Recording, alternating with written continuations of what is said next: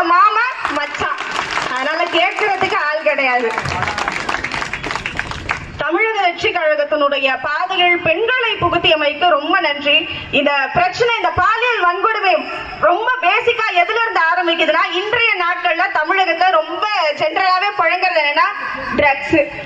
இந்த போதை பழக்கம் அப்படின்றது எல்லாருக்குமே ரொம்ப ஈஸியா கிடைச்சிருது. ஒரு 12 வயசு பையன்ல இருந்து 10 வயசு பையன் வரைக்கும் யார் கையில வேணாலும் ரொம்ப ஈஸியாவே ட்ரக்ஸ் கிடைச்சிருது.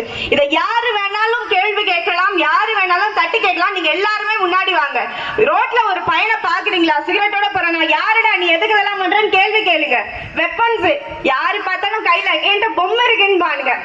புரியுதுங்களா? ரொம்ப சின்ன பசங்களுக்கே ஒரு லேபிள் ஒண்ணு குத்தி நீ தாண்டா அப்படின்னு மாத்தி விட்டுடுறாங்க. ஆனா வடசென்னை அப்படின்றது மாபெரும் சக்தி, அதிக மக்கள் தொகையை கொண்ட சக்தி, அதிக படித்த நபர்களை கொண்ட ஒரு சக்தி. அது எந்த வகையிலும் தவறானதா போயிடவே கூடாது. மாற்றம் என்பது ஒவ்வொரு